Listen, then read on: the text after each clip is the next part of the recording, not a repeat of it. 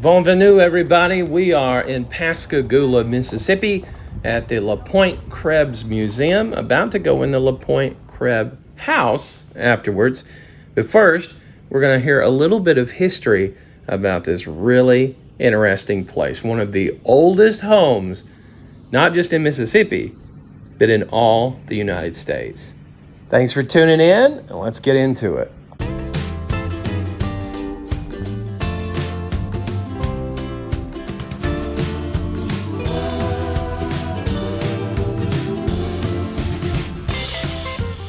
And in the end, we're just passing through. Productions. Really? So, Lori, we're about to go in one of the oldest homes in Mississippi. Not this place. This is a museum. Hence the sign that says museum. Well, that's only what they want you to think. Folks, you're in for a treat. The LaPointe-Krebs House, also known as the Old Spanish Fort, well, it wasn't a fort at all. It had always been a dwelling for a family. Starting out at a modest 400 square feet, it was built, believe it or not, in 1757. That makes it possibly the oldest home from the Appalachian Mountains all the way to the Rocky Mountains. And it has been continuously upgraded pretty much since its origins. And the house operated as a home, believe it or not, until 1914, and it stayed in the family that whole time before now being preserved for history. And as such, it is recognized as a Mississippi Gulf Coast National Heritage Area, and it's part of the very cool Park System Passport Program. So when you come here to the LaPointe-Krebs House, you can get that passport stamped. I encourage you to go to all of those cool places, and it's going to be our goal to visit them all over the next couple of years. On the National Historic Places Registry, ye old rocking chair. You got your passport? I do. Nice. I'm official now. The museum is chock full, of course, of the history, not only of the house, but of the area of itself, the connections with Andrew Jackson, the War of 1812, the way that this whole area was shaped. It's not expensive at all to get in, $5 a person. Of course, a lot of different discounts, military teacher, all those things. She does all the pelicans and all that? Yes, The LaPointe family was Canadian, like a lot of newcomers to the area. The Acadian, French Creole, the Canadian bloodline's very strong. Mississippi, Louisiana, we see different things that were used on the farm. Of course, you couldn't just run to your local Walmart. You had to make it yourself. You had to be able to work the land, live off the land. Here we see different examples of pottery shards that were found during excavations in the 90s. We have an original Krebs family heirloom, an actual piece of furniture from the home. Very cool.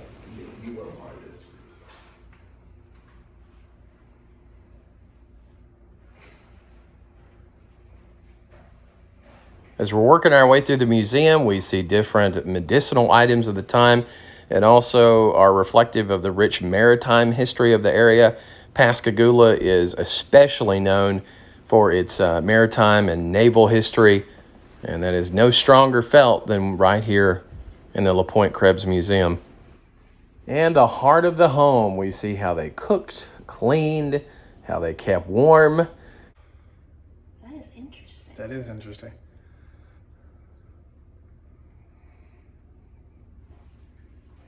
Oh, good, and they have facilities right here. Anybody need to go? I especially love when you see these personal items. The children's dolls, I think, are really cool. It really makes you think, this was a home. This was many generations' homes for 150 to 160 years. They made such memories. They wept, they laughed, they lived lifetimes. Yes, it can be urinal if the price is right. I'll show myself out.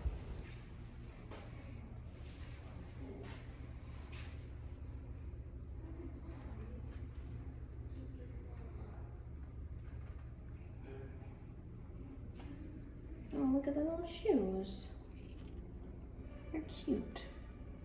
I don't know what that is. A Valentine from a mariner to his sweetheart, mid to late 1800s. The Civil War, of course, swept across the area, and the Gulf Coast, like everyone else, would provide its sons to fight this battle, brother versus brother in many circumstances. I do.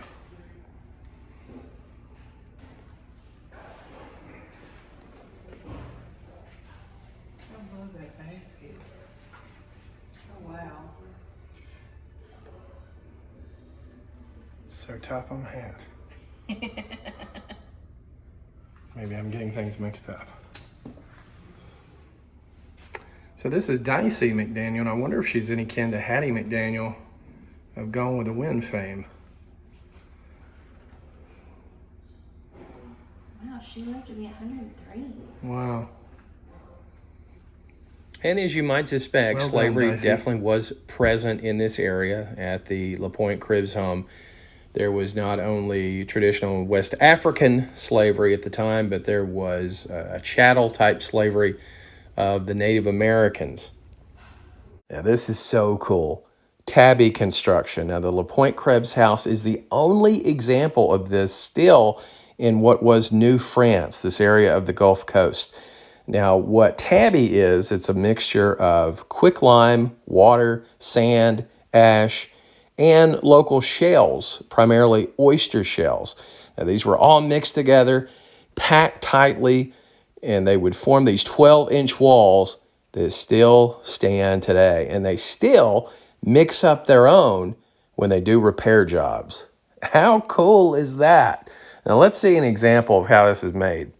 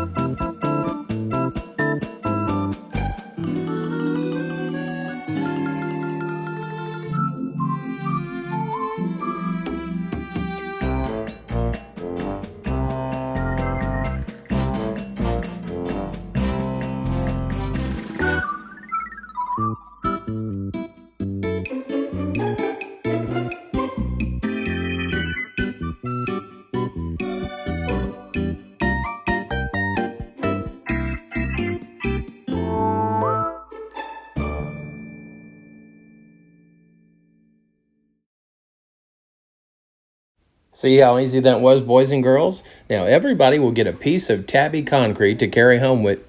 Oh, they won't? Oh, forget that part. And we see some information on Hugo Krebs and the LaPointe family. Hugo was married and had 7 children. In 1751, his wife would pass away. He would remarry a widower from New Orleans. And throughout their time on the property, it would be heavily impacted by hurricanes, first in 1772.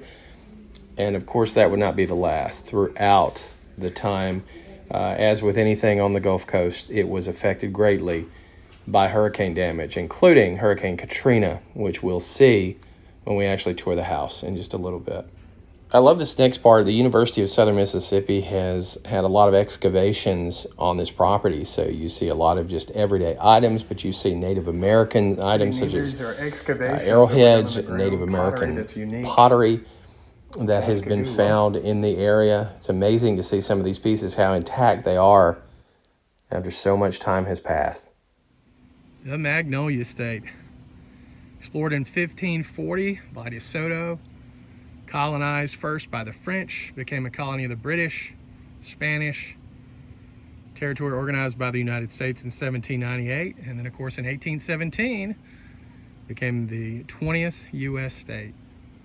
That's what's so awesome about Mississippi, Louisiana. You feel this influence of so many different cultures, and it still resonates till today. One of my favorite things of this area is the Spanish moss. I absolutely love it. So cool. Now this is pretty cool. A sugar kettle, 350 gallon capacity sugar kettle. Of course, sugar cane, a big crop in this area down New Orleans way. 2,200 pounds. So not only are these antique as it is, but these 40 pounders, you can see that designation there, donated to the Jackson County Historic Society in 1957 by the United States Navy. Now, I'm by no means a cannon expert, but I do believe these date back to around the time of the Civil War, around the early 1860s.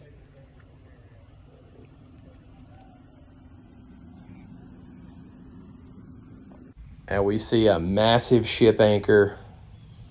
Unreal, the power that it takes to stop those vessels. And here was the Krebs cotton gin that was operated by the Krebs family 2 decades before the Whitney gin. Pretty amazing. Now, the historical marker here also notes the family cemetery. We're not going to see it this time, but we will come back. And now we're going to go into the house. Now, if you saw back in the museum, we saw some illustrations, some examples of the building that actually went into this. This is the West Edition, made in 1970, I wish, 1790 rather, to the house. There was a stairway that went up, as we see this one, and then there were rooms up here. The rooms are gone, and the original stairway, of course, is gone. I love the sand being right here. Why is it called sand? It's between the sea and the land. As with anything during Hurricane Katrina, the LaPointe-Krebs House suffered a great deal of damage. Many restorations had to be underway between 2005 all the way to 2021. A new entrance was created.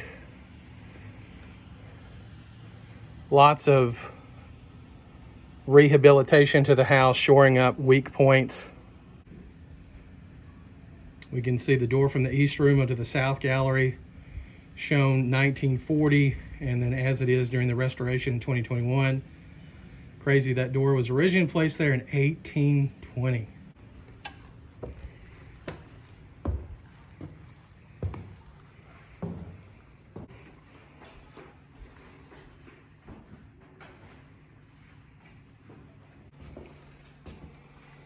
This house, like many today, going through constant expansion.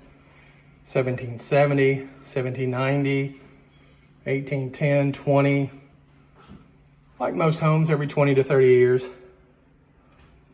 You can see example here of that tabby concrete we were talking about. Spanish moss, also a lot of times used as insulation. 1820, the floors were actually raised 7 inches in this room. Everything looks very similar today as it did in 1940, when outside of Katrina, one of the most recent expansions. There's a nice little breeze blowing through the house. One of the really cool things that the University of Southern Mississippi did is they took a core sample of some of the timber in the attic, and they got back dates of 1757. So the home, parts of the home are at least as old as 1757, possibly even older. But we know it is one of the oldest homes still standing in the United States. Pretty cool.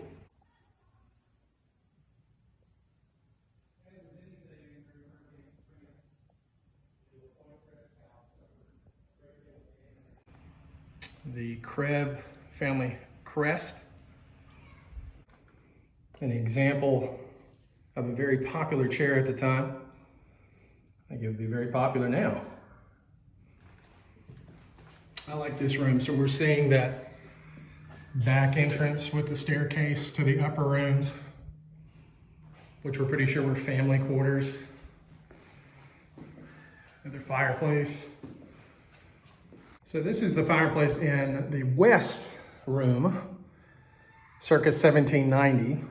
As we said when we were in the center room, a double hearthed chimney was placed there.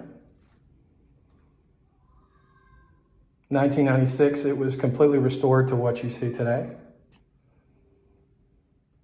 And as skills improved and building knowledge improved, so too did the LaPointe-Krebs House. The changes that were made in 1790 almost doubled the actual square footage of the home.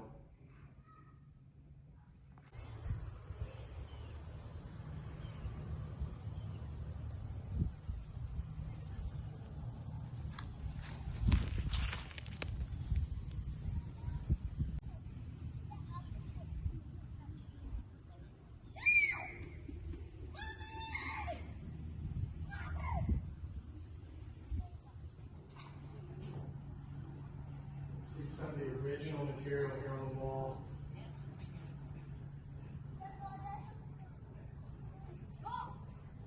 Thanks so much for joining us today from the LaPointe-Krebs House, a true historical gem here in Mississippi.